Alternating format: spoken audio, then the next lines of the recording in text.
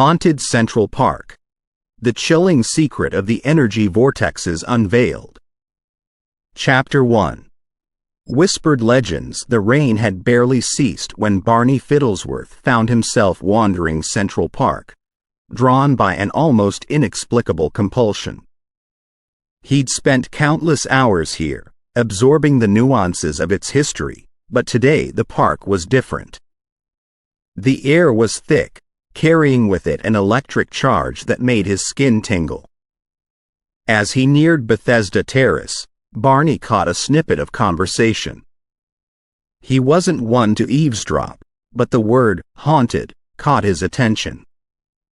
It was right by that gate. A young woman, drenched from the rain, recounted to a disbelieving companion. Her voice trembled as she spoke, her eyes darting nervously. "I swear, Jack, there was a man standing there, then he just vanished." Jack, a lanky young man with a skeptical smirk, laughed. "Come on, Liv. It's just the mist playing tricks on you." "No," Liv protested, gripping her bag tightly. "I saw the old-timey clothes, the top hat, even the scar on his cheek. And when he looked at me, I felt a coldness I've never felt before." Barney's interest was piqued. He approached the couple, clearing his throat to gain their attention. "Excuse me, I couldn't help but overhear. Are you talking about the 1870 murder?" Jack raised an eyebrow, clearly taken aback. Liv, however, looked relieved. "Yes. You know about it?" Barney nodded slowly, brushing rain off his hat. "The man you're describing sounds like the victim of a tragic mistaken identity murder that took place in 1870, right here in Central Park. They say his restless spirit still wanders, especially near the gate where he was brutally killed." Jack looked even more skeptical, but Liv seemed to be hanging onto Barney's every word. "Have there been other incidents?" "Many," Barney confirmed, a shadow passing over his face. "This park is steeped in legends. The spectral remnants of history play out over and over again, especially on nights like this." A gust of wind rustled the trees, making the shadows dance. Barney continued, "The tales of Central Park's hauntings aren't just limited to him. There's the tale of the Van der Voort sisters, the Eerie Ramble Cave, Sheep's Meadow, and so much more." Liv shivered, clutching Jack's arm. "I always thought those were just myths." Barney smiled, a touch sadly. "Myths often have a kernel of truth, my dear. In my years of studying the park's history and energies, I've come to realize that the veil between the living and the dead is thinner here." He could see the couple exchange a nervous glance. Before they could ask another question, a blood-curdling scream echoed through the park, causing them to jump. "That's the call," Barney whispered, eyes narrowing with determination. "I have been tracking these occurrences, and each scream, each apparition leads me closer to the truth." Jack, who had been silent till now, suddenly found his voice. "We should get out of here." But Liv, though clearly frightened, seemed morbidly fascinated. "What's the call, Mr. Fiddlesworth?" "Barney Fiddlesworth," he introduced himself. "And to answer your question, the call is an omen. It signifies that the spectral energy vortexes of Central Park are growing in strength. And with the increasing energy, the spirits become more restless, more visible." Liv's face drained of color. "So, you're saying that the ghost I saw ... quote, is very much real," Barney finished for her, nodding. "And he is just one piece of the larger puzzle that is Central Park's haunted history." Barney could see the internal struggle on Liv's face, her rational mind battling with what she had witnessed. But before she could speak, another scream echoed, this one closer, making the trio snap their heads in the direction of the sound. "There's no time," Barney said urgently. "Whatever is happening is escalating, and I need to find out why. Central Park is on the brink of something huge." Liv hesitated only a moment before making up her mind. "I want to help. Tell me what to do." Jack looked as if he might protest, but one look at Liv's determined face silenced him. Barney's lips twitched in a small smile. "Very well. Stick close. We're about to delve deep into the mysteries of Central Park." And with that, the unlikely trio ventured deeper into the park, with only the pale moonlight to guide them. The Whispering Legends of Central Park had just found a new chapter. Chapter 2. The skating specter Central Park was transformed. Winter had painted everything in hues of white, casting an enchanting frosty spell. The once green grassy expanses were now blanketed with snow, and the sounds of laughter and skates gliding over ice filled the air.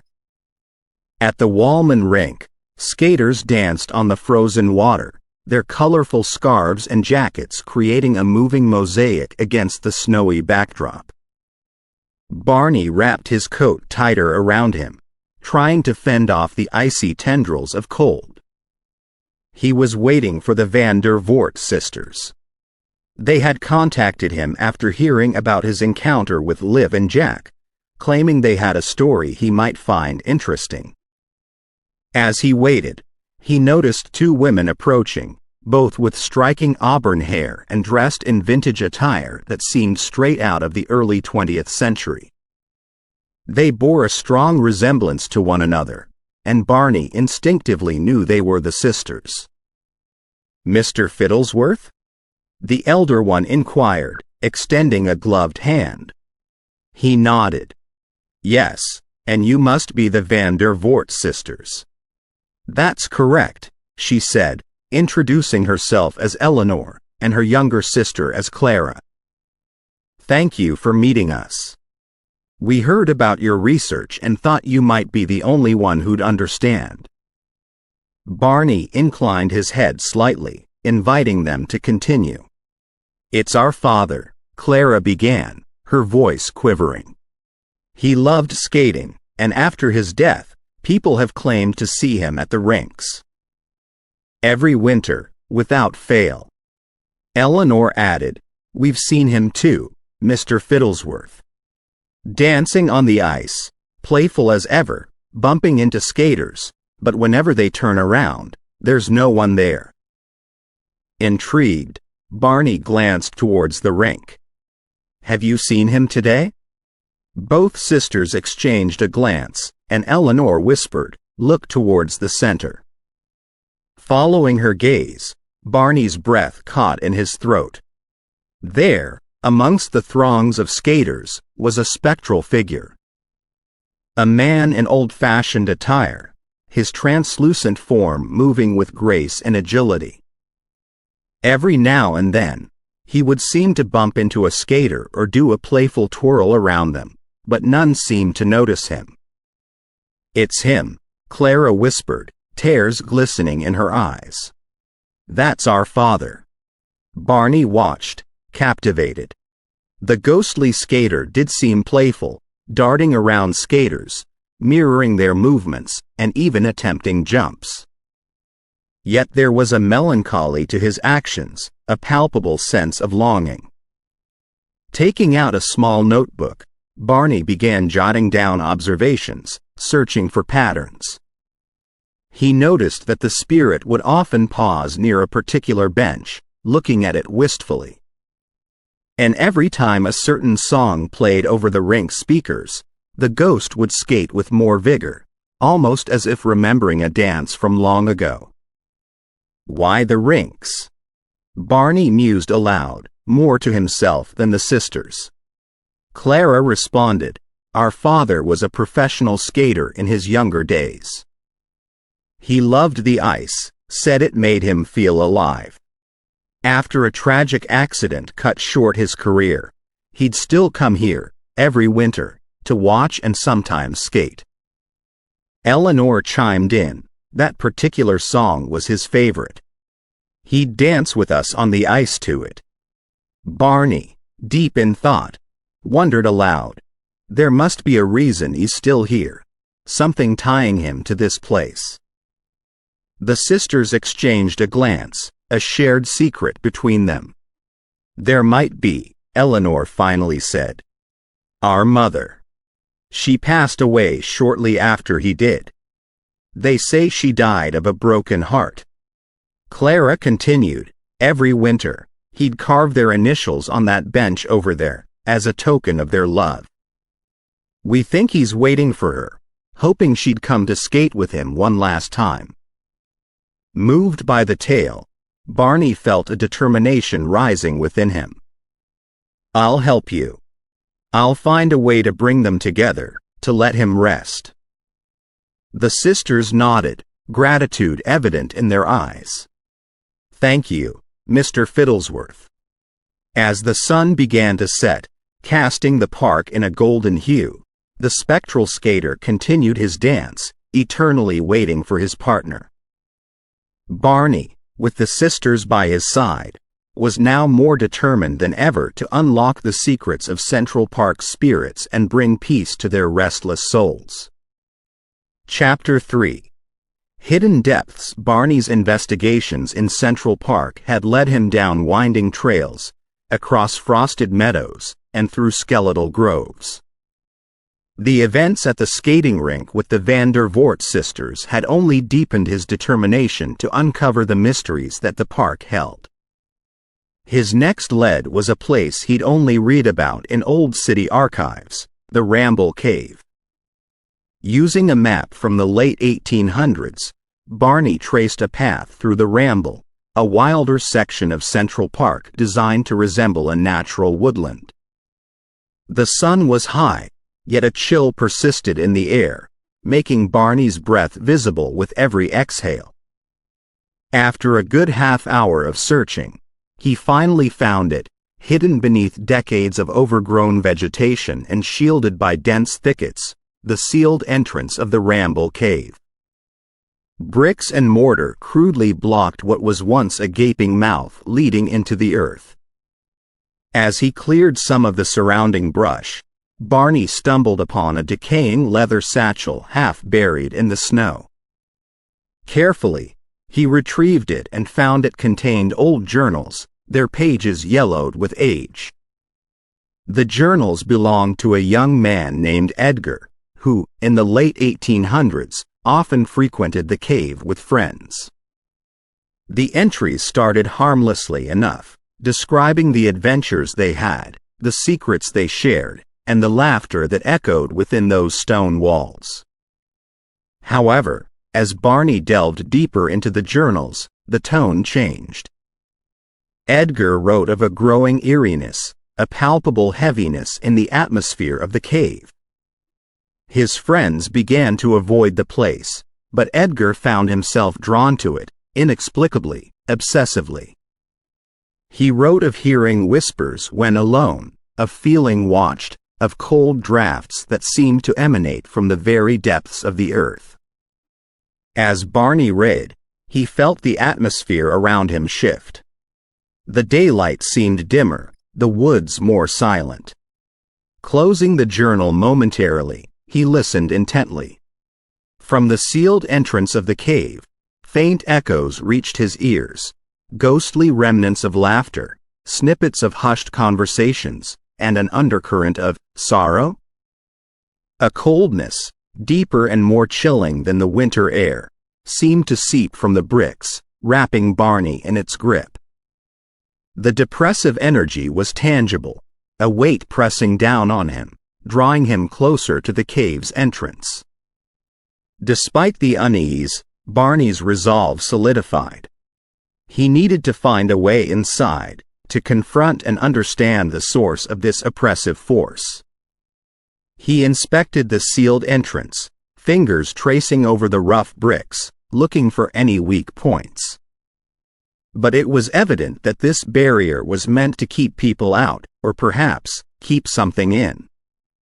Finding no immediate way through, Barney took a step back, considering his options. He could seek out experts, maybe someone with knowledge of the park's architecture or history. Or perhaps the answer lay in the spectral realm, and he would need to communicate with the spirits of the cave directly. For now, he decided to gather more information. Packing away Edgar's journals for further study, Barney made his way out of the ramble. As he did, he couldn't shake off the feeling of being watched. The cave, with its hidden depths and whispered secrets, had unveiled another layer of Central Park's mysteries. Barney Fiddlesworth was more committed than ever to peel back that veil and bring its secrets to light. Chapter 4. Phantom Flock. Dawn in Central Park brought with it a strange tranquility. The sky, painted in hues of pink and gold, contrasted sharply with the snow-covered ground. Barney's breath formed white clouds in front of him as he walked towards Sheep's Meadow, armed with a thermos of hot coffee and an insatiable curiosity. The name, Sheep's Meadow, had always intrigued Barney, but he'd never paid much attention to its origin. Now, after everything he'd experienced and learned, the tales of ghostly sheep grazing seemed not just possible but probable. He intended to find out for himself. As he approached, the meadow seemed empty. But then, cutting through the early morning silence, he heard it, a faint, distant bleat. He strained his ears, trying to determine the source. Again, a soft, mournful bleat echoed, this time followed by others. The sounds seemed to come from all around him, but there wasn't a single sheep in sight. Yet, the ground beneath him vibrated subtly, reminiscent of a herd's movement. Closing his eyes, Barney tried to attune himself to the spectral energy around him. He felt them, the phantom flock, grazing, moving, living in a dimension just out of sight. When he opened his eyes, the vision was fleeting but undeniable. Ethereal forms of sheep moved gracefully across the meadow. Their outlines shimmered and wavered, but for a split second, they were as real to Barney as the ground he stood on. Just as quickly as they appeared, the apparitions vanished, leaving behind an unsettling stillness. A local jogger, an elderly woman with salt and pepper hair tied back in a ponytail, slowed down as she approached Barney. "You heard them too, didn't you?" she asked, a knowing look in her eyes. Barney nodded. "The ghostly sheep?" The woman smiled. "Many of us have grown up with the stories. On certain mornings, just as the sun rises, you can hear them, sometimes even see them. It's as if they're reminding us of the park's past." She introduced herself as Mrs. Whitmore and shared tales passed down through generations, of how the meadow once echoed with the sounds of a living flock, of Olmsted's vision for a pastoral escape within the city, and of the building now known as Tavern on the Green where they were housed. Intrigued by the connection, Barney decided to spend the night at the Tavern on the Green. The historic building, now a bustling restaurant, still held echoes of its past. That evening, after the last patron left and the staff locked up, Barney, with the management's permission, settled into a quiet corner with a blanket and a flashlight. Hours ticked by, and the grand hall of the tavern was bathed in silence. But as midnight approached, he began to hear it, the soft thudding of hooves, distant at first, then growing louder, closer. The spectral sounds of a herd returning to its shelter for the night. The air grew colder, and Barney felt a rush of energy, similar to the one he'd felt at the Ramble Cave but distinct in its pattern. Morning found a weary yet exhilarated Barney. He had not just heard but felt the presence of the phantom flock, their spectral energy intertwining with the very fabric of Central Park. Over breakfast, he scribbled down notes, drawing connections, forming hypotheses. The ghostly occurrences in the park weren't isolated. They were interconnected, possibly all tied to the energy vortex he was studying. As the city awakened around him, Barney Fiddlesworth knew his investigation was just beginning. Every corner of Central Park held a story, a mystery, an energy waiting to be understood. And he was just the man to unveil it. Chapter 5. The cannon's echo after the chilling encounter in the sheep's meadow.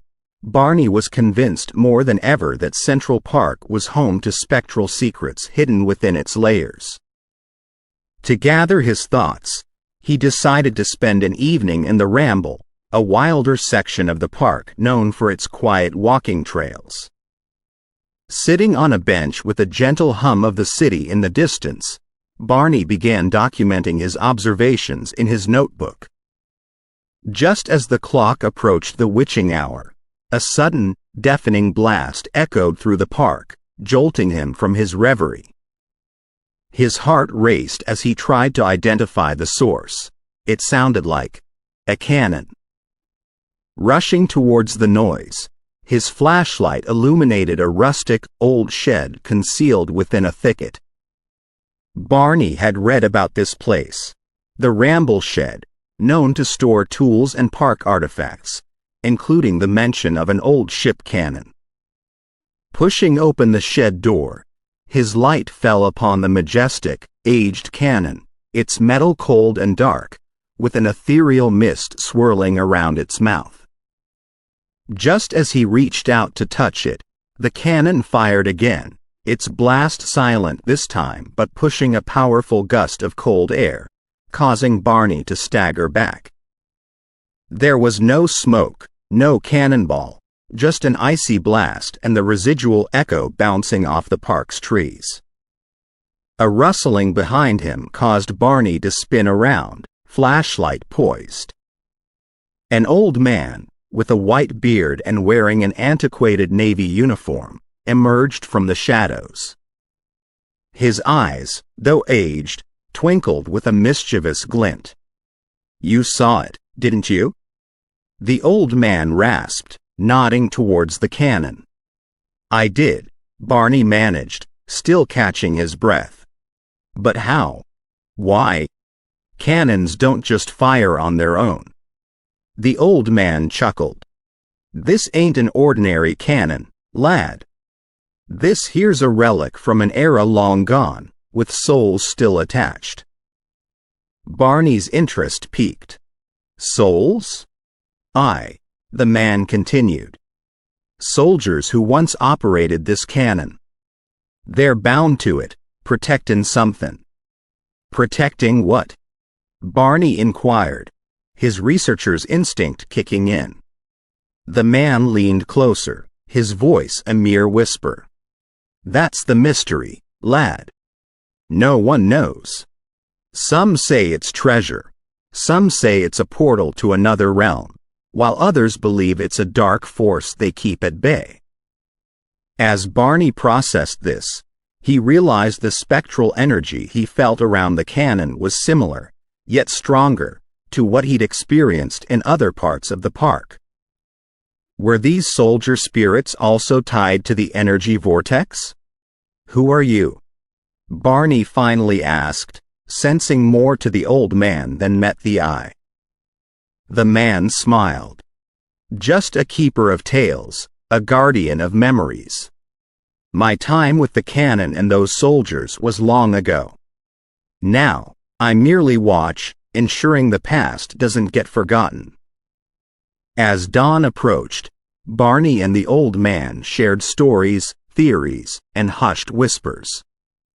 By the time the first light broke, the man had vanished as quietly as he had appeared, leaving Barney alone with the silent cannon. Clutching his notebook, filled with scribbles, diagrams, and questions, Barney realized that each encounter was like a piece of a puzzle. The soldiers, the sheep, the spirits in the cave, and the skaters, they all held a key to Central Park's paranormal core.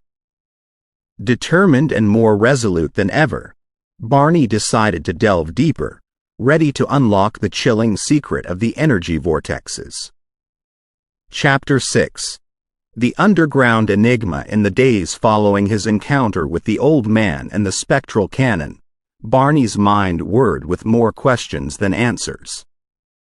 As he cross-referenced historical documents and pored over maps of Central Park, a particular rumor caught his attention.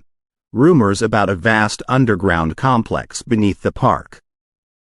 Diving into his research, Barney discovered that during World War II, the underground was rumored to be part of the secretive Manhattan Project. The thought was thrilling yet chilling. Was it possible that the park's paranormal activity was intertwined with one of history's most mysterious military projects? One evening, armed with old architectural blueprints and a backpack full of equipment, EMF meters, infrared cameras, and other ghost hunting paraphernalia, Barney decided to venture underground. He discovered an almost forgotten entrance near the Bow Bridge. The metal door was rusty but yielded with some persuasion. Inside, it was a labyrinth of corridors, chambers, and decaying machinery. However, what struck Barney immediately was the peculiar energy, static, charged, like the sensation one feels before a lightning storm. As he ventured deeper, his equipment started acting erratically. The flashlight flickered, his camera refused to focus, and the EMF meter's needle danced wildly.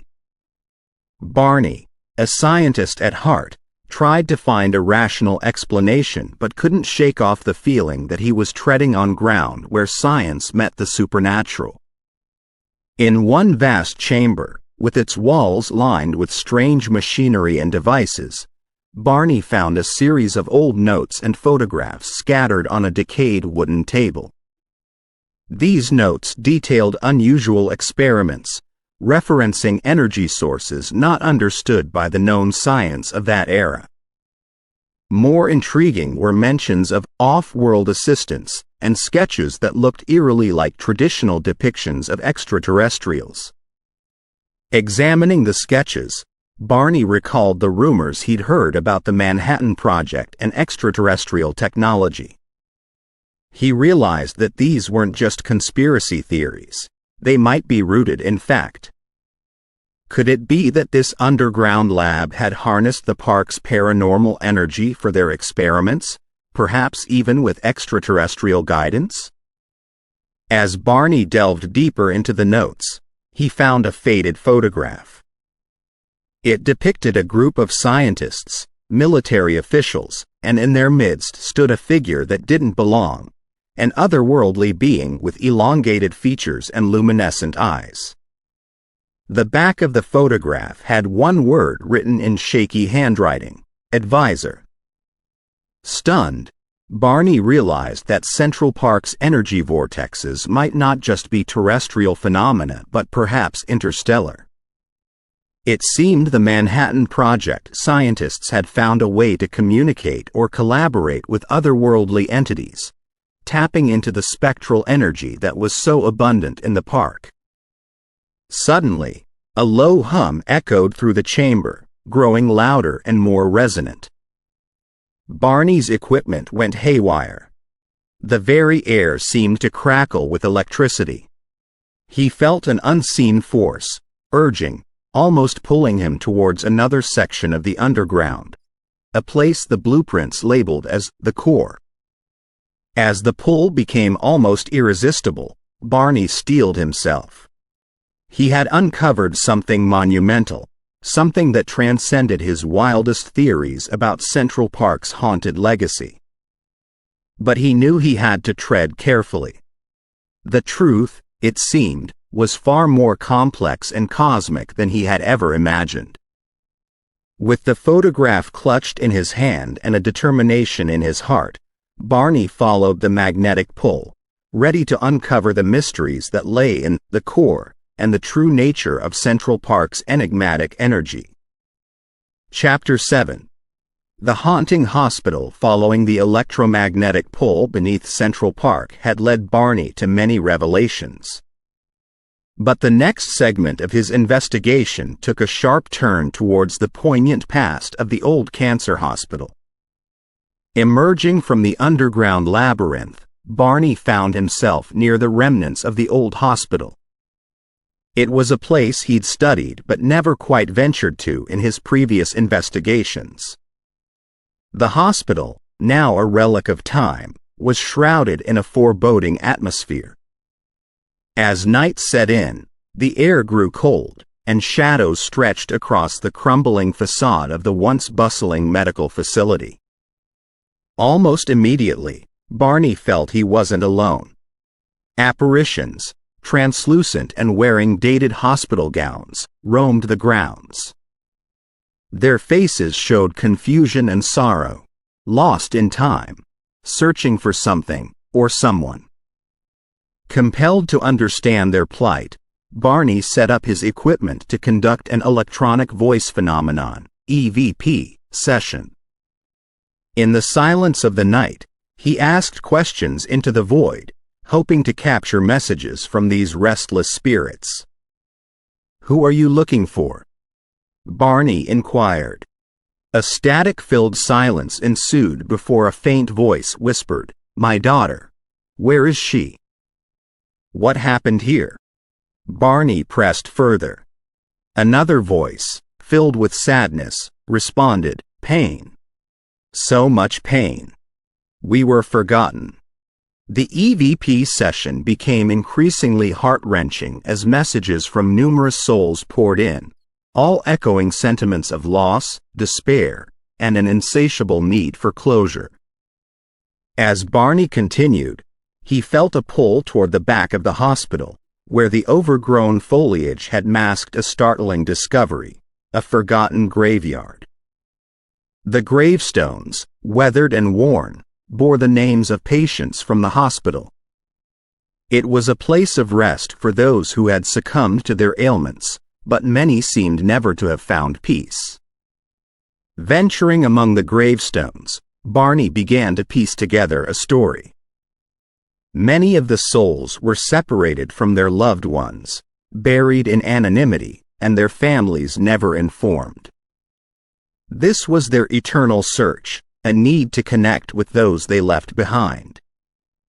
Just as he began to feel the overwhelming weight of sorrow, a sudden spike in spectral energy caught his attention. His EMF meter beeped frantically. Turning, he saw a gathering of spirits around one particular gravestone, more ornate and recent than the others. Approaching cautiously, Barney read the inscription, "Dr. Eleanor Sinclair, a beacon of hope for all." Dr. Sinclair, as Barney recalled, was a renowned doctor at the hospital. Her revolutionary treatments had saved many but also met with skepticism from traditionalists. Her sudden death was considered a great loss to the medical community. The spirits seemed to look at Barney with an urgency. A spectral figure, who bore the striking likeness to Dr. Sinclair, stepped forward, pointing to the hospital, then to the underground entrance Barney had emerged from earlier. Piecing her hints together, Barney realized that Dr. Sinclair might have known about the energy vortexes beneath Central Park. Perhaps she had discovered their healing potential? Maybe she was trying to harness that energy for her treatments? And was her untimely demise connected to this secret? With a renewed purpose, Barney felt the interconnectedness of all his experiences in Central Park. The hauntings weren't just random occurrences. They were pieces of a grand puzzle, with the energy vortexes at their core. With the spectral guidance of Dr. Sinclair and the many souls he hoped to help find peace, Barney set forth on the next phase of his journey, delving deeper into the mysteries the park held and the legacy of the old cancer hospital. Chapter 8. Piecing the puzzle Central Park had transformed for Barney. Each blade of grass, every shadowed nook, and each echo held a story, an echo of the past. As he stood amidst the park's sprawling expanse, the chain of events he'd witnessed began to align in his mind, forming a clearer picture. His numerous encounters, from the restless souls at the old cancer hospital to the phantom flock at Sheep's Meadow and the chilling whispers from the sealed Ramble Cave, seemed to be intertwined. And at the epicenter of this complex web lay the spectral energy vortexes. Working meticulously, Barney began to document each ghostly activity he'd witnessed or heard of. He plotted them on a map of Central Park, marking the intensity and frequency of each occurrence. The result was enlightening. The most potent paranormal hotspots lay in proximity to or directly above the supposed locations of these vortexes. The power of the vortexes seemed to amplify the spiritual energy, giving the trapped souls enough strength to manifest and interact with the living world. But why? What was so unique about these vortexes? Recalling Dr. Sinclair's hint towards the underground energy and her connection to the vortexes, Barney delved into her research, hidden away in the dusty archives of the city's library.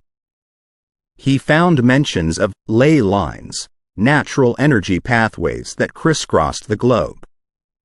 Where these lines intersected, energy vortexes were formed, creating powerful spiritual hotspots. Central Park, it seemed, was a significant nexus of these intersections.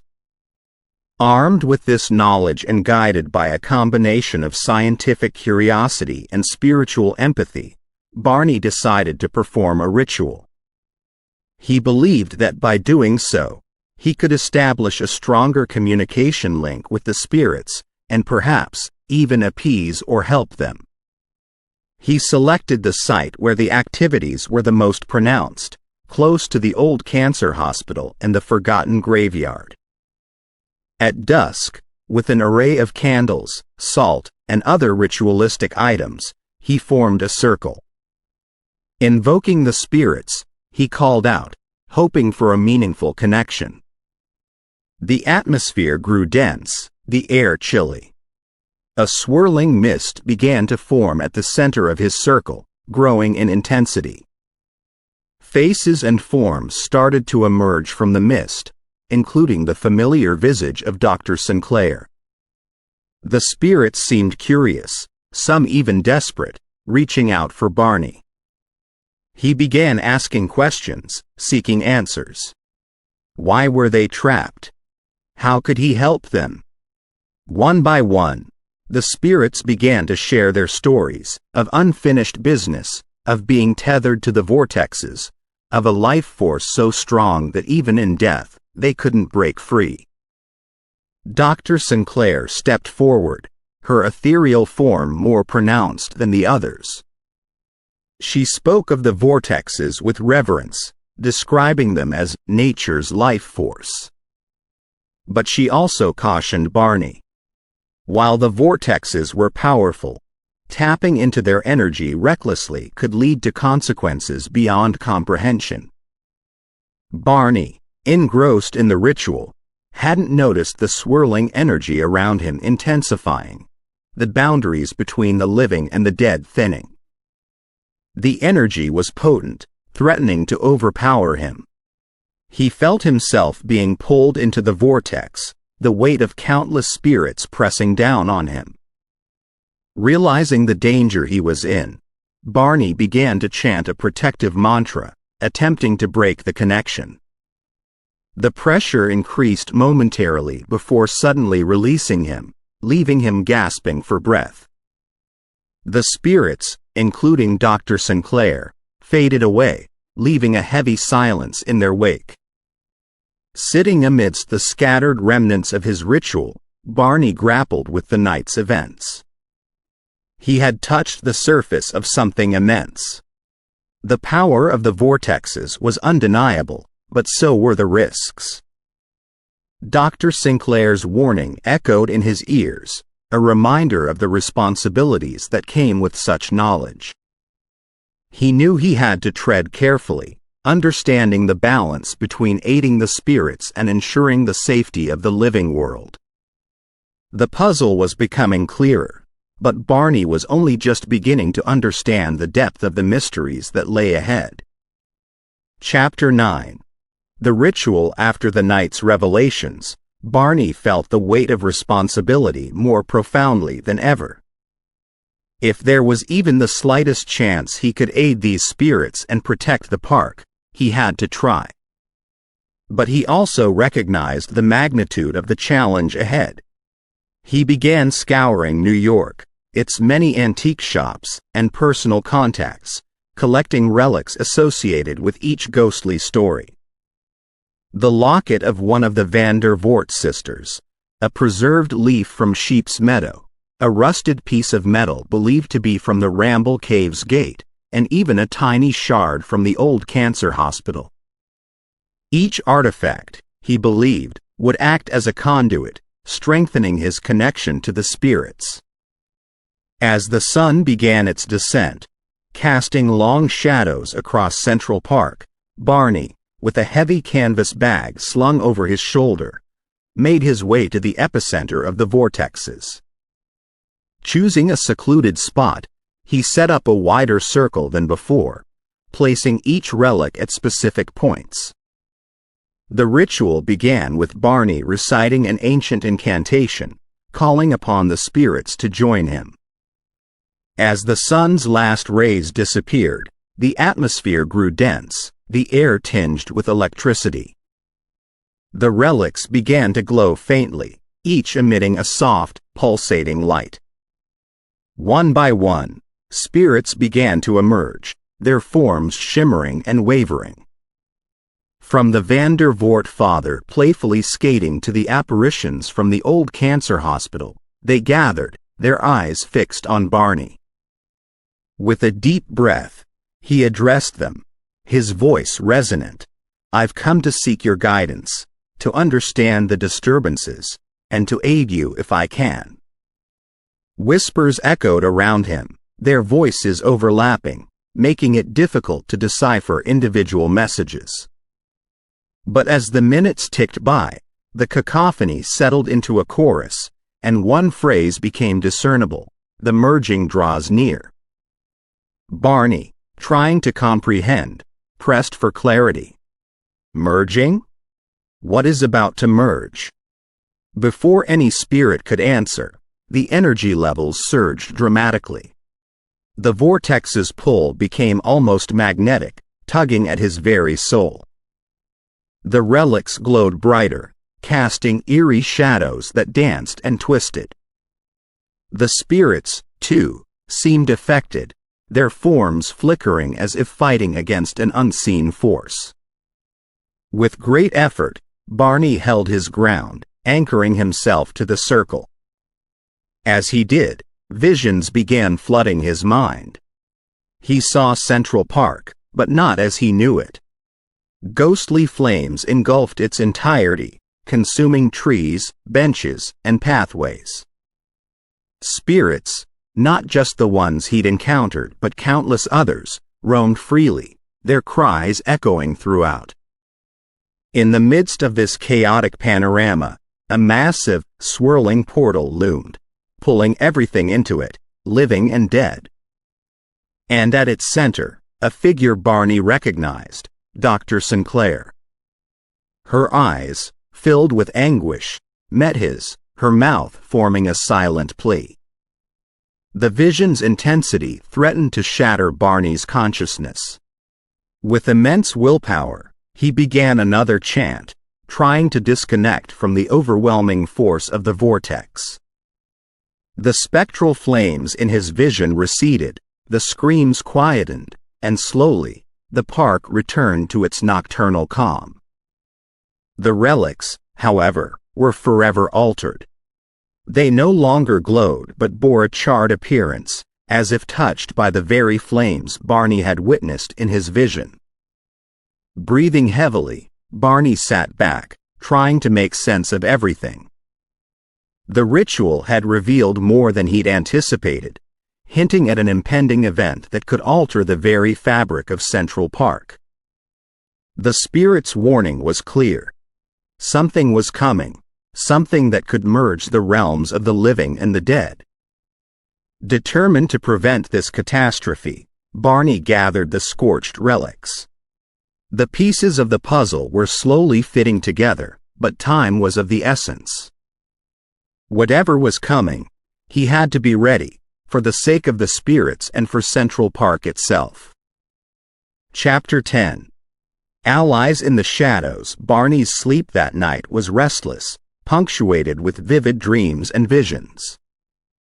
But as dawn broke, his determination solidified. He would need allies in the endeavor that lay ahead. He picked up his phone and began making a series of calls, reaching out to some of the most renowned spectral experts he'd collaborated with in the past. By noon, the eclectic team was gathered in Barney's Manhattan apartment. Naomi, a psychic medium known for her uncanny ability to communicate with spirits. Greg, a tech whiz who had devised groundbreaking equipment to detect and analyze paranormal energy. And Helena, an occult historian with a vast knowledge of ancient rituals and artifacts. After updating them about his recent experiences in Central Park, the team deliberated on the mysterious energy vortexes. Helena proposed a theory. These vortexes could be more than just concentrations of spiritual energy. They could be gateways, portals to other realms. It's possible that the boundaries between these realms have become unstable, causing the surge in paranormal activity. The idea resonated with the group. Naomi added, "If Helena's right, then it isn't just about dealing with the restless spirits of Central Park. We have to find a way to stabilize these portals." Greg laid out his latest spectral detection device on the table, which resembled a complex mesh of circuits and lights. "This," he began, "can help us identify the most unstable points within each vortex." But sealing them? That's a challenge we haven't faced before. Helena chimed in. Throughout history, there have been accounts of similar phenomena around the world. Ancient civilizations often performed elaborate rituals to seal such gateways. We could use a similar approach, combining it with modern technology. As the team brainstormed, they began to devise a comprehensive plan. But Barney was clear on one point. Before we do anything, we need to address the restless spirits. They're part of this place, tied to its very essence. If we're to succeed, we must appease them first. Naomi nodded in agreement. We'll need to conduct a séance. We'll invite them to communicate, express their grievances, and hopefully, find a way to offer them peace. With a plan in place, the team moved quickly. They set up in Central Park, in the vicinity of the most potent vortex. Greg's device was central to their setup, surrounded by a circle of candles, and a myriad of ritualistic symbols and artifacts Helena had brought. The séance began at dusk. Naomi, acting as the conduit, channeled the spirits, allowing them to speak through her. One by one, spirits from various eras manifested, sharing tales of sorrow, unfulfilled desires, and moments frozen in time. The team listened intently, offering condolences, solutions, and sometimes, just a listening ear. Hours passed. With each spirit that found solace, the energy in the park began to stabilize. By dawn, they had communicated with a multitude of entities, including the misidentified murder victim, the skating father, and even the soldiers attached to the cannon. But as the first rays of sun broke, Naomi's demeanor changed drastically. A chill swept through the group as a powerful entity made its presence known. It was Dr. Sinclair, her spectral form even more potent than Barney remembered. She spoke, her voice echoing with a combination of anguish and urgency. The vortexes are more than just gateways. They hold a power that can either save or doom this realm. Tread carefully. Helena, seizing the opportunity, asked, "How can we stabilize them?" Dr. Sinclair replied, "The relics you've gathered are key. They resonate with the park's history. But you'll need one more, my pendant. Find it, and you might stand a chance." As the spectral form of Dr. Sinclair faded, the team was left with a sense of purpose. They had their task cut out. Find the pendant and use the combined power of the relics to seal the vortexes, ensuring the realms remain distinct. With newfound determination, they ventured forth, aware that the challenges ahead were unprecedented but resolute in their mission to protect Central Park and its spectral inhabitants. Chapter 11. The Van der Voort Reunion. As the New York sun cast a warm golden hue over Central Park, Barney and the team worked tirelessly to set up what they hoped would be a heartwarming reunion. They had decided to organize a symbolic skating event in the park, in the very spot where the Van der Voort sisters had recounted seeing their father's restless spirit. The aim was clear: to give the spirit a chance at closure and, in the process, stabilize the associated vortex. Helena had dived deep into her collection of artifacts and returned with a vintage pair of ice skates that dated back to the era of the Van der Voort father. According to my sources, these skates were quite popular in his time. I believe they can act as a catalyst to draw his spirit closer during the event, she explained. Greg, meanwhile, had set up an array of spectral detectors around the rink, ensuring they'd capture any surge in activity. Naomi, having previously connected with the father's spirit, was prepared to act as the bridge between the two worlds. The Van der Voort sisters, Amelia and Lydia, had been informed about the plan and were on board. Though initially skeptical, they were hopeful for a chance to communicate with their father one last time. They arrived at the park, hand in hand, their faces a mix of anticipation and nostalgia. As the sun began to dip below the horizon, Barney signaled for the event to begin. To the soft, melodic tunes of a nearby quartet, skaters started to glide gracefully across the rink, their movements casting mesmerizing shadows on the ice. The spectral detectors beeped softly at first, indicating minor activity, but as the event continued, the signals grew stronger and more frequent. Naomi, standing at the edge of the rink, her palms open and eyes closed, began to hum a soft tune. It was a lullaby the sisters had mentioned, one their father used to sing to them. Suddenly, there was a noticeable drop in temperature. A thick, chilling mist began to roll in, enveloping the rink. Skaters slowed down, some looking around in bewilderment. Amelia and Lydia, sensing something profound was about to occur, held onto each other tightly. Out of the mist, a translucent figure began to emerge. It was him, the Van der Voort father. Dressed in period attire and wearing those vintage skates Helena had brought, he looked as real as the memories the sisters held onto. His eyes, filled with recognition and longing, locked onto Amelia and Lydia. A hush fell over the scene. The only sounds were the soft weeping of the sisters and the faint humming of Naomi's tune. As the father approached them, The sisters skated forward, their movements synchronized in a dance of love and remembrance. They circled the rink with their father's spirit, recreating cherished moments from their past. It was a spectacle that transcended the bounds of the earthly realm, a dance between the living and the departed.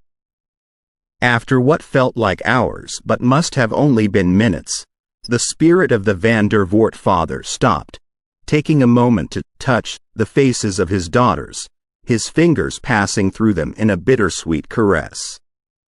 Tears streamed down the faces of all who witnessed this touching reunion, understanding the depth of love and the pain of separation. The spectral form whispered words only the sisters could understand, words of love, of pride, and of final goodbye. Slowly, with one last longing glance, he began to fade back into the mist from which he had emerged. As the mist cleared and the temperature returned to normal, the detectors showed a significant drop in spectral activity. The vortex linked to the Van der Voort father had stabilized, if only temporarily.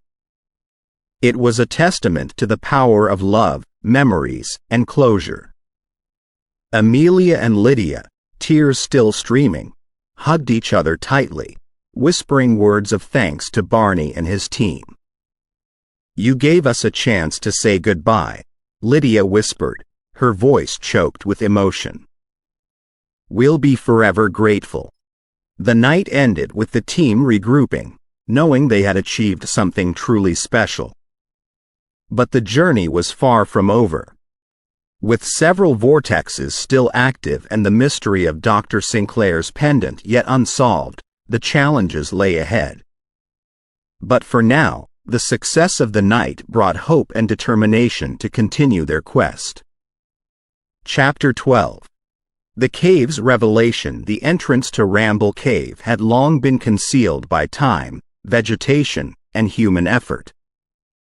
Yet, guided by the unmistakable cold aura and whispers from within, Barney, Helena, Greg, and Naomi stood before it. "I've managed to get some old blueprints of the park," said Greg, unfolding a weathered piece of paper. They hinted another entrance to the cave from the northwest. "A bit of a trek, but it might be our best shot." Equipped with torches and spiritual paraphernalia, they began their trek.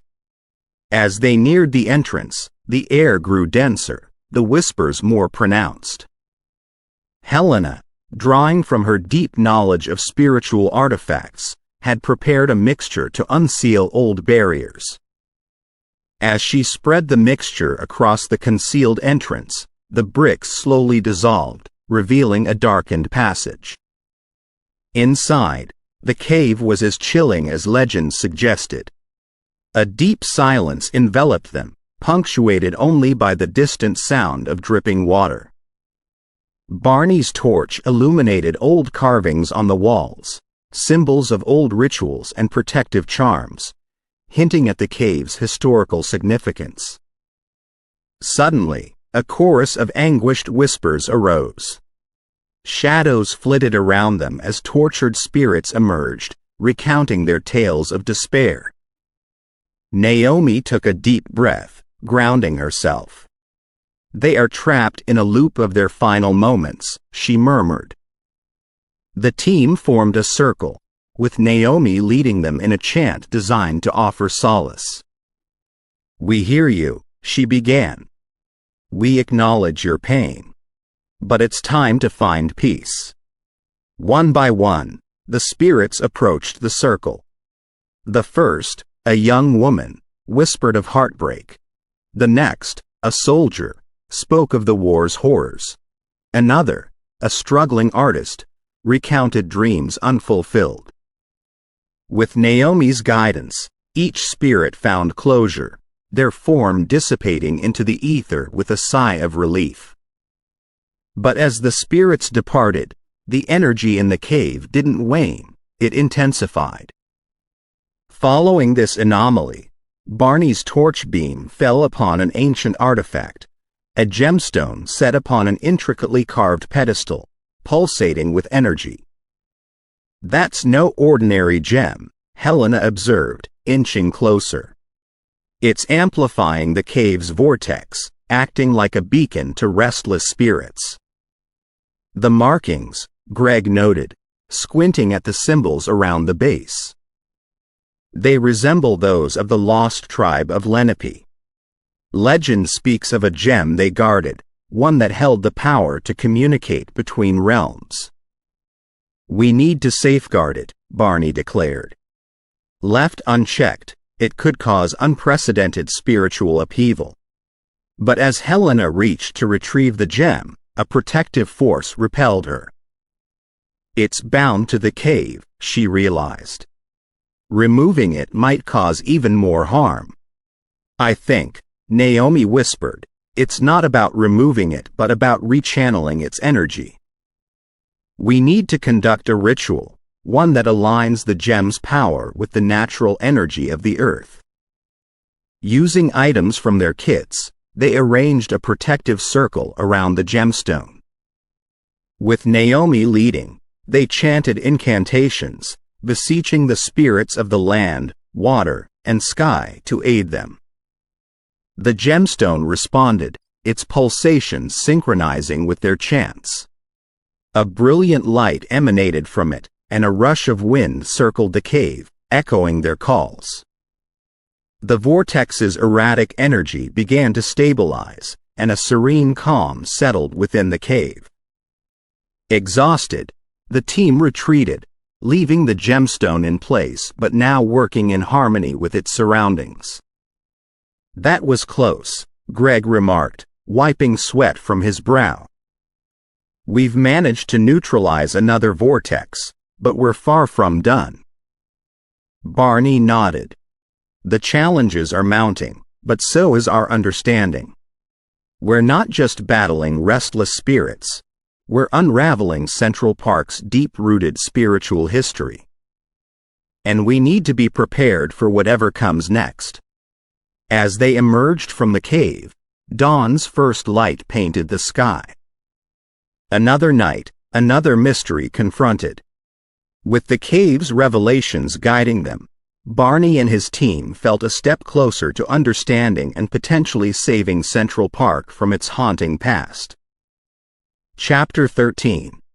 The meadow's peace. The sheep once graced Sheep's Meadow with their gentle presence, a testament to Olmsted's vision for the park. To honor their spectral legacy, Barney, Helena, Naomi, and Greg decided to organize a symbolic sheep herding event at the meadow. It was a unique idea, and the local community quickly embraced it. Flyers spread across Manhattan, attracting historians, enthusiasts, and locals alike. "It's a tribute to Central Park's past," Helena explained to a local TV reporter. "And perhaps, by paying homage, we can bring peace to the restless spirits." By the time the event day arrived, a large crowd had gathered. To add authenticity, Greg had arranged for a local farmer to bring in a small flock of real sheep. The scene was set: children giggling, adults reminiscing, the sheep bleating, and herding dogs running about, directing the flock. Barney, with his instruments, kept an eye on the energy shifts. As the event unfolded, participants reported several ghostly encounters. A woman said she felt a cold nudge, as if a sheep had just passed her. A child claimed to have petted a transparent lamb that appeared for a brief moment before fading away. Whispered tales spread through the crowd, each person eager to share or hear the next eerie account. Helena led a memorial ceremony, recounting the history of the sheep and their shepherd. Naomi, sensitive to spiritual energies, communicated messages from the other side. "They're pleased," she whispered to Barney, a tear glinting in her eye. "They feel seen, heard, remembered." As the sun dipped below the horizon, the spectral energy of Sheep's Meadow began to shift. The oppressive weight that once hung in the air started to dissipate, replaced by a feeling of serenity.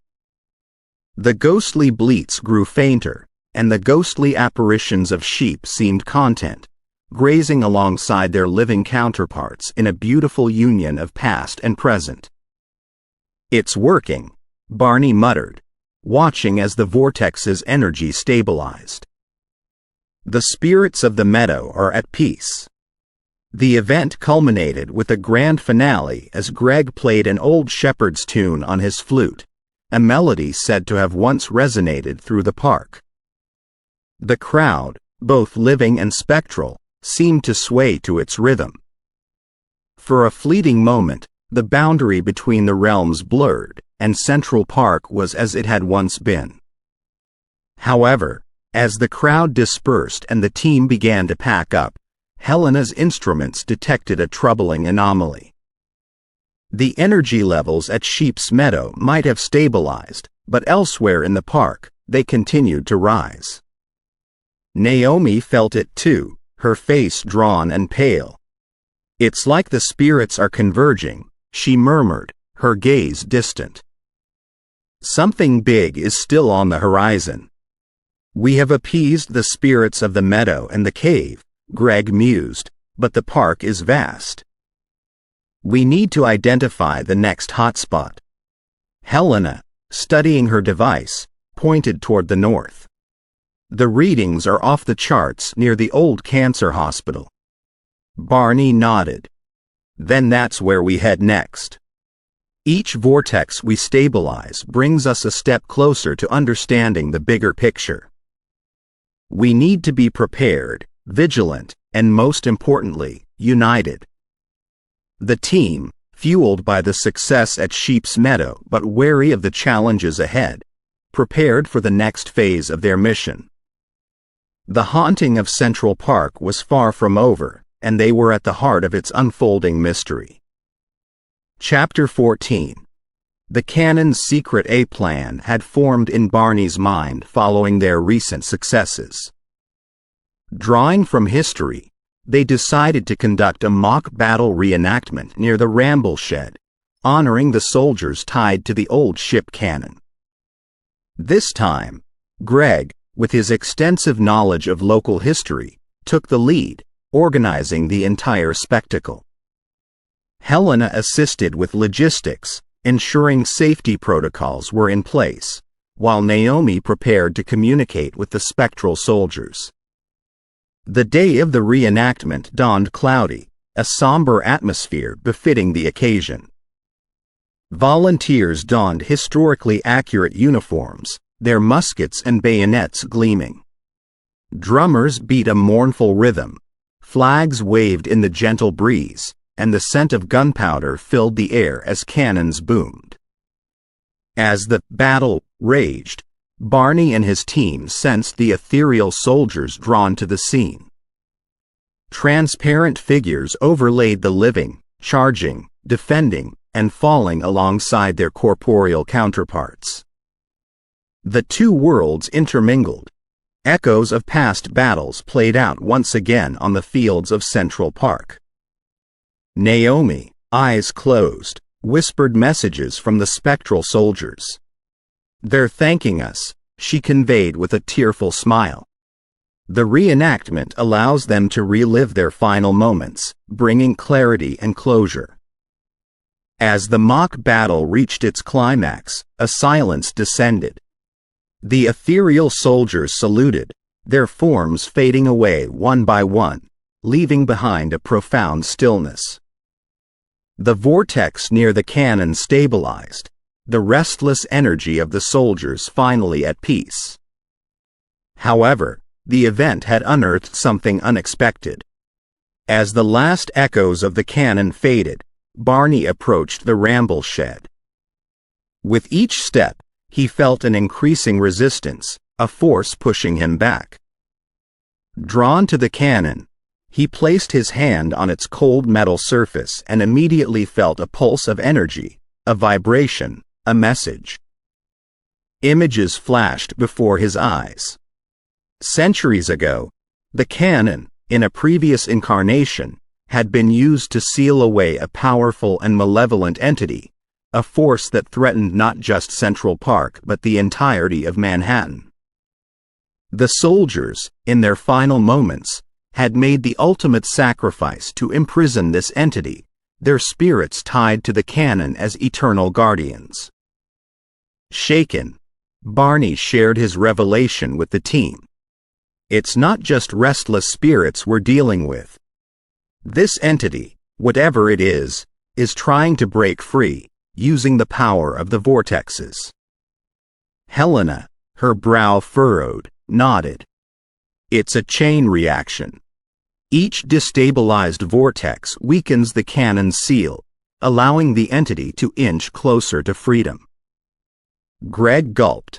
So the rising spectral energy isn't just from the restless spirits but from this entity as well? Barney affirmed, exactly. And if it breaks free, the consequences could be catastrophic. Naomi, ever sensitive to the energies around them, spoke up. I can feel its anger, its malevolence. But I also sense fear. Whatever this entity is, it's afraid of something. We need to find out what that is, Helena stated, determination evident in her voice. And use it to our advantage. Deciding to act immediately, the team set about reinforcing the cannon's seal. Using the ancient techniques described in Barney's spectral energy texts, they crafted a protective circle around the cannon. Greg, with his historical knowledge, chanted incantations from old manuscripts, while Helena and Naomi combined their unique energies, creating a barrier to strengthen the seal. Hours passed, and as the final incantation was uttered, a brilliant white light emanated from the circle. The ground trembled, and a guttural roar echoed through the park, signaling the entity's rage and frustration. But it was held at bay, for now. Exhausted but satisfied, the team retreated from the site.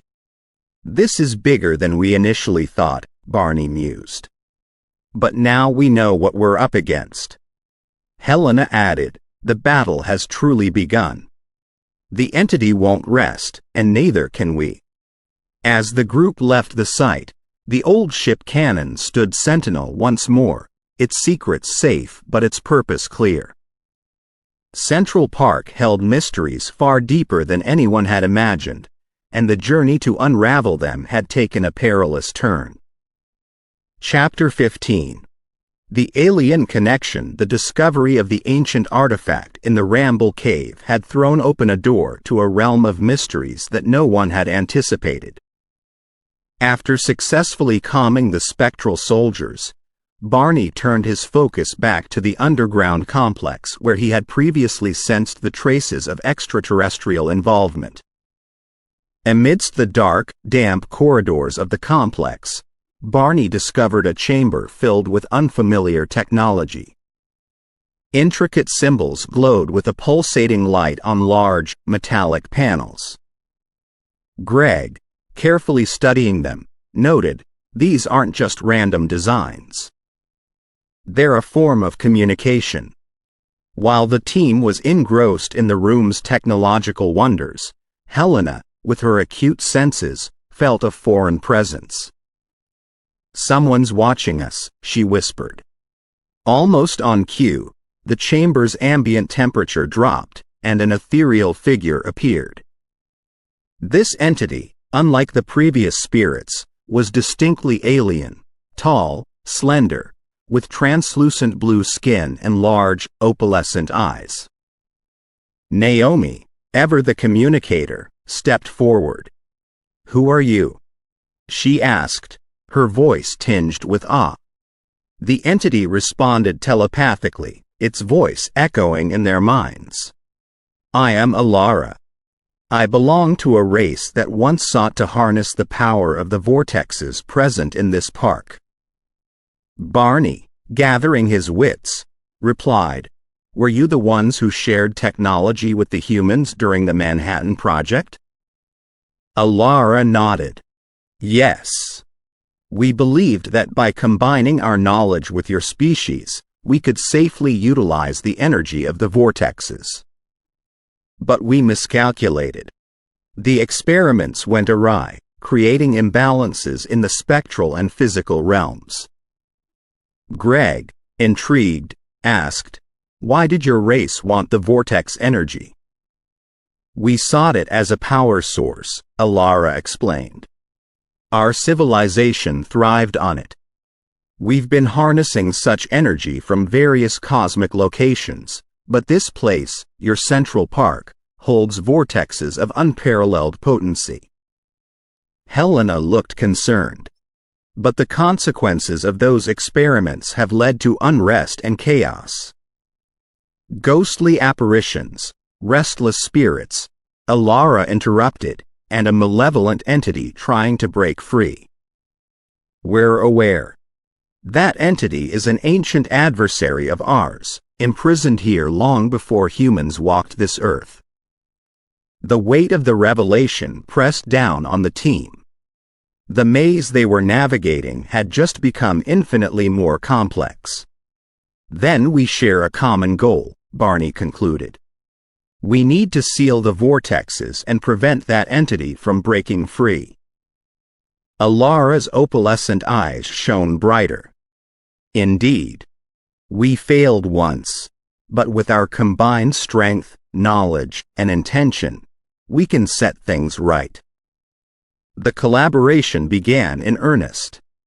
Alara provided the team with devices that could measure and stabilize the energy of the vortexes. Helena, with her understanding of Earth's energies, worked closely with the alien to ensure a harmonious balance between the cosmic and terrestrial. While working, Barney took a moment to discuss the Manhattan Project with Alara. "How deeply were you involved?" Alara hesitated. "We provided initial guidance and shared technology. But as the experiments progressed, our warnings about potential dangers went unheeded. The humans were eager, perhaps too eager. The subsequent nuclear tests did more than just split atoms. They tore at the fabric of reality." With the tools and knowledge provided by Alara, the team started their mission to restore balance. Each vortex needed a different approach, a unique solution tailored to the spectral disturbances it held. The process was draining, both physically and mentally. One night, while stabilizing a particularly potent vortex near the Bow Bridge, the team encountered a surge of energy. The air grew thick, almost suffocating. Naomi, gasping, murmured, "It's the entity. It knows what we're doing, and it's resisting." Alara, standing firm, responded, "Stay the course. We are close." Hours felt like minutes, and days blended into nights. But with each sealed vortex, Central Park felt calmer, more serene. The spectral apparitions reduced in number, and the once overwhelming sense of dread began to dissipate. One evening, as they were sealing a vortex near Bethesda Terrace, Barney turned to Alara. "Once this is over, what will you do?" She looked up at the stars, her form shimmering in the moonlight. "Our journey will continue. There are other places, other vortexes. But we've learned the importance of harmony, of respecting the balance." The final vortex, located deep within the underground complex where they had first met Alara, proved to be the most challenging. As they worked, the malevolent entity made its presence felt. Walls shook, shadows twisted into grotesque shapes, and a cacophony of whispers filled the air. But with Alara's guidance and the team's unwavering determination, the last vortex was sealed. Exhausted but triumphant, they emerged from the underground into the early dawn. Central Park, bathed in the golden hues of the rising sun, felt peaceful, its spectral secrets now in harmony with the living world. Alara, preparing to depart, addressed the team.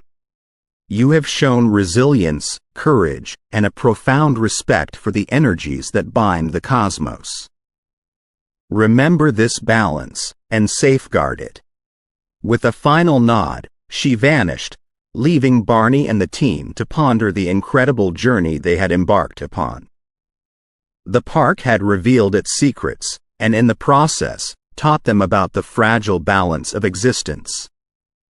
Central Park was no longer just an urban oasis. It was a testament to the intricate dance of energies, both seen and unseen. And Barney, with his allies, would ensure it remained that way. Chapter 16.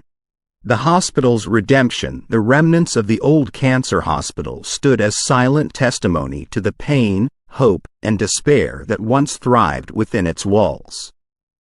The echoing cries of its tormented souls were not only reminders of the past, but also beacons pointing toward an energy vortex of immense power. Following the peace achieved at other vortex sites, Barney felt an overwhelming obligation to the hospital's forgotten spirits. This isn't just about sealing the vortex, Barney explained to the team. It's about granting these souls the respect they've been denied for so long. Helena nodded. They've been tethered to this realm, feeling unseen and unheard. We must give them a voice and a chance to move on. In coordination with local historical societies, the team organized a public memorial service to honor those who had lived and passed within the hospital's walls. The event attracted families of past patients, curious locals, and many who felt an inexplicable pull to be present. As stories of love, loss, and resilience were shared, there was a palpable energy shift. The weight of sorrow began to lift, replaced by warmth and acceptance. Midway through the ceremony, Naomi, ever sensitive to the spectral realm, whispered to Barney, "They're here." The apparitions. Barney looked around. He saw them, semi-translucent figures, hovering at the edges of the crowd. Mothers, fathers, children, all peering curiously at the gathering. It was as though they were realizing, perhaps for the first time, that they were being remembered. One apparition, a young woman with a braid running down her back, approached a family and reached out, touching the shoulder of an older lady, likely her descendant. The lady shivered, a tear rolling down her cheek, as if she felt the spirit's presence. As the memorial concluded with the release of white balloons into the sky, a beautiful, heart-rending sight unfolded. One by one, the apparitions began to fade, leaving behind shimmering trails, pointing the team directly to the heart of the vortex. "Now," Barney said, determination in his eyes, "we must seal the vortex. We can't let all this healing be in vain." Alara's devices, which the team had come to rely upon, showed an alarming spike in energy levels right beneath the hospital's foundation. The readings indicated this vortex might be the most powerful they had yet encountered. "This one's different," Greg remarked, analyzing the data. "The energy is fluctuating rapidly. If we don't act fast, there's a risk it could become uncontrollable." Helena added, "And if this vortex bursts, it will unleash a tidal wave of spectral energy. The ramifications could be catastrophic." Time was of the essence. Barney rallied the team. "We've faced challenge after challenge, and together, we've always found a way. We need to combine our strengths and knowledge now more than ever." Using a combination of Alara's technology, Helena's understanding of natural energies, Greg's data analysis, and Naomi's connection to the spectral realm, they began the intricate process of sealing the vortex. Barney could feel the immense power of the vortex, pushing back against their efforts, but he also felt the gratitude of the recently freed spirits, supporting and guiding them. As hours passed, the energy levels continued to spike. The ground trembled, and a chilling wind swept through the old hospital corridors. But the team remained unyielding in their mission. With one final, concentrated effort, they channeled all their energy towards the vortex. A blinding light emanated from the hospital's foundation, and then, silence. The tumultuous energy that had threatened to burst forth was now contained. Exhausted, the team looked around. The hospital, which once stood as a beacon of pain and sorrow, now seemed to glow with an ethereal light, a symbol of redemption and hope. Greg, looking at the stabilized readings, remarked, "We did it. The vortex is sealed." Helena sighed in relief. And the spirits, they've finally found peace. Naomi, tears in her eyes, whispered, "They're grateful. I can feel it." Barney, gazing at the horizon, felt a profound sense of accomplishment. "This isn't just our victory," he said. "It's a tribute to every soul that once dwelled here, yearning for acknowledgement. Today, they've found their peace." But as the day's events settled in, a lingering thought gnawed at Barney's mind. They had sealed numerous vortexes, but the energy surges, the connections, the ancient adversary Alara spoke of, they were all pieces of a larger puzzle. And while they had achieved significant victories, the journey to unravel Central Park's deepest secrets was far from over. Chapter 17. Final confrontation. With each vortex sealed, Central Park regained a sense of equilibrium. The eerie specters, once wandering in despair, found their rest, their stories transformed into legacies of remembrance and redemption. But there was one vortex, the most potent and dangerous of them all, that remained active, a focal point for a malevolent entity determined to break free. Barney and his team had come a long way in their journey to unravel the mysteries of Central Park, but they knew that their final confrontation was imminent. Their senses had been honed, their knowledge expanded, and their bonds strengthened. As the sun set over the Manhattan skyline, casting long shadows across the park, the team gathered near the entrance of the last vortex. The air was charged with an eerie anticipation, and the ground beneath their feet seemed to vibrate in response to the entity's presence. Helena glanced at her companions, determination etched on her face. "This is it. Our ultimate challenge." Greg nodded, his gaze steady. "We have technology, rituals, and the knowledge of the spectral realm on our side. We can't fail now." Naomi, her connection to the spirits stronger than ever, added, "The spirits we've helped, the vortexes we've sealed. They're all with us in this moment. We draw strength from their gratitude and from our shared purpose." Barney stepped forward, his eyes locked on the churning vortex. "Let's not forget Alara's warning. This entity is ancient, formidable, and desperate. It won't go down without a fight." With a sense of unity and purpose, they stepped into the swirling abyss of the vortex. The transition was disorienting, like being caught in a cosmic whirlwind. They emerged on the other side, standing in a surreal landscape, Central Park as it had once been, in the depths of the entity's power. Suddenly, the entity revealed itself, a swirling, amorphous mass of darkness, its presence overwhelming. It emanated a chilling malevolence that seemed to seep into their very souls. Greg, the historian, started chanting incantations from ancient texts, the words resonating with power. Naomi began communicating with the spirits trapped within the entity, urging them to resist, to help in this final battle. Helena raised a device provided by Alara, its intricate symbols glowing with a radiant light. The technology and spiritual rituals converged, creating a barrier that held the entity at bay. But the entity fought back, unleashing a torrent of spectral energy that tested the team's resolve. They staggered, pushed to their limits, but refused to yield. Their connection to the spirits they had helped, the bonds they had forged, gave them the strength to persevere. Barney, with a newfound determination, raised his voice above the chaos. "We are the guardians of Central Park. We stand for its balance and harmony. You, entity, have no place here."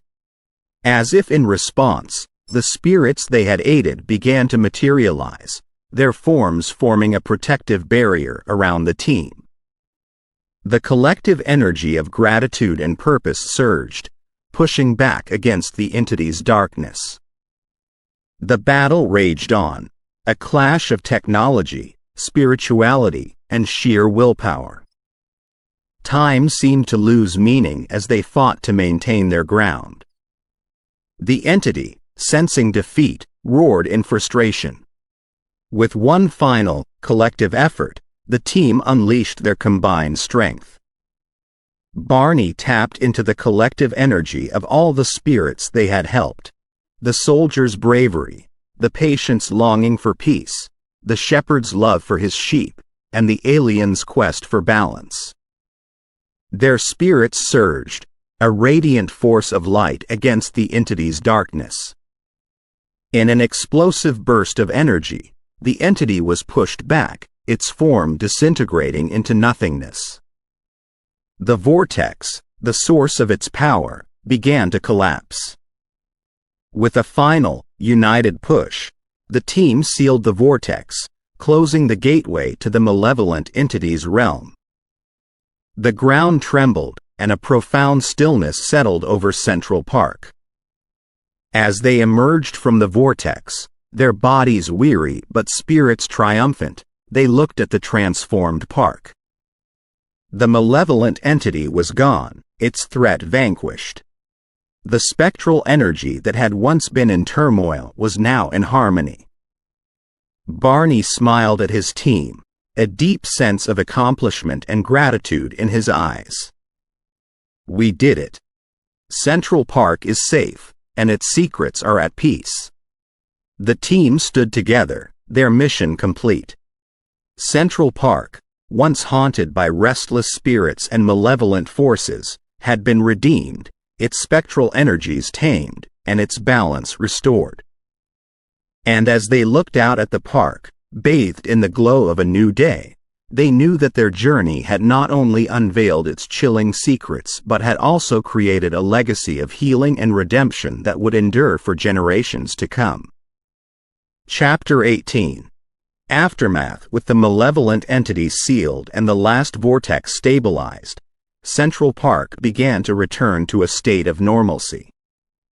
The once eerie and unsettling aura was replaced with an atmosphere of respect and reverence. Parkgoers wandered the familiar trails, picnicked on its lush lawns, and enjoyed its beauty with a newfound understanding of its history. Barney, who had spent a lifetime studying the park's spectral energy vortexes, was finally recognized for his dedication and research. Articles in local newspapers acknowledged his efforts, but many chose to dismiss the events as mere folklore, preferring to forget the supernatural occurrences that had shaken the park. As for the team that had banded together to confront the malevolent entity, they knew that their work was far from over. The bonds they had formed during their journey remained strong, but they also recognized that their mission was complete. Central Park was safe, and its secrets were now at peace. In a bittersweet gathering at the park, they decided to disband, each member returning to their own lives and pursuits. Helena continued her work with Earth's natural energies, Greg delved into more historical research, and Naomi continued her connection to the spectral realm, helping lost spirits find their way. Barney, however, felt a calling to share the tales of their incredible journey with the world. He decided to write a book, chronicling their encounters with restless spirits, the mysteries of the energy vortexes, and the final battle against the malevolent entity. It was a story of courage, unity, and the power of the human spirit to confront the unknown. As Barney's book found its way onto bookshelves and into the hands of curious readers, Central Park remained a place of mystery, beauty, and deep history. Visitors continued to enjoy its tranquil landscapes, unaware of the supernatural forces that had once roamed its grounds. But for those who had been a part of the journey, the park held a special significance, a place where the past and present intertwined, where the spectral and the living coexisted, and where the legacy of healing and redemption lived on. And so, Central Park, with all its secrets and stories, continued to thrive as a symbol of the enduring connection between the natural and the supernatural, a testament to the resilience of the human spirit, and a reminder that sometimes, the most profound mysteries are found in the heart of the city. Chapter 19. Legacy. Barney's book, chronicling the incredible journey of the team in Central Park, became an unexpected sensation. Its tales of spectral encounters, energy vortexes, and the battle against the malevolent entity captivated readers far and wide. Soon, it soared to the top of bestseller lists, drawing attention not only from curious readers but also from those seeking paranormal experiences. Tourists began flocking to Central Park, armed with copies of Barney's book and a desire to explore the park's haunted history for themselves. They wandered the paths, visited the sites where spectral apparitions had been seen, and paid their respects to the spirits whose stories had been unveiled. In recognition of the park's unique history and the spirits that had once roamed its grounds, monuments were erected to honor their memory. One monument stood near the Ramble Cave, paying tribute to the restless spirits who had once called it home. Another marked the location of the old cancer hospital, a symbol of the healing and redemption that had been achieved. Inspired by their experiences and their newfound knowledge, Barney and the team decided to establish a foundation dedicated to monitoring the energy levels within Central Park. They recognized the importance of maintaining the balance they had worked so hard to achieve and vowed to protect the park from future disturbances. The Van der Voort sisters, who had once shared tales of their deceased father haunting the skate parks, became ambassadors for Central Park's haunted history. They welcomed visitors, shared stories, and ensured that the park's spectral legacy was preserved for generations to come. As word of Central Park's transformation and the balance between the living and the dead spread, the world began to recognize the significance of their achievement. The park became a symbol of unity, a place where the supernatural and the natural coexisted in harmony, a testament to the power of understanding and respect. Visitors came not only seeking paranormal experiences but also to witness the beauty of Central Park, its lush landscapes, serene lakes, and iconic landmarks. They left with a deep appreciation for the park's history and a profound sense of connection to the spirits that had once dwelled there. And so, Central Park's legacy continued to grow, its stories shared, its history honored, and its balance maintained. It stood as a testament to the enduring connection between the living and the dead, a place where the past and the present intertwined, and a symbol of the resilience of the human spirit in the face of the unknown. In the heart of the city that never sleeps, Central Park remained a place of mystery, beauty, and deep history, where the living and the dead shared a bond that transcended time and place, a legacy that would endure for generations to come. Chapter 20. A new beginning. Barney had thought that his journey into the mysteries of Central Park had come to a close, that the last vortex had been sealed, and that the restless spirits had found their peace. But as he sat in his modest apartment, surrounded by copies of his best-selling book and letters from readers worldwide, a new invitation arrived that would change everything. The letter, carefully penned in elegant cursive, came from a small town in Massachusetts. It spoke of a series of inexplicable occurrences, spectral sightings, and energy fluctuations that had left the town's residents in a state of unease. The sender implored Barney to visit and investigate, believing that his expertise in the paranormal could shed light on the mysteries that haunted their community. As Barney read the letter, a realization dawned upon him. His journey was far from over. Central Park had been just the beginning, a stepping stone into a world of supernatural phenomena and uncharted mysteries. The malevolent entity they had sealed had not been an isolated incident. It was a symptom of a larger, interconnected web of the paranormal. He looked out of his apartment window at the bustling streets of Manhattan. Central Park, with its lush trees and tranquil ponds, served as a beacon for paranormal researchers worldwide. It had become a symbol of hope and understanding, a place where the living and the dead coexisted in harmony. But beyond its boundaries lay new frontiers, new mysteries waiting to be unraveled. Barney knew that he couldn't ignore the call to investigate this new paranormal hotspot. He also understood that he couldn't face these challenges alone.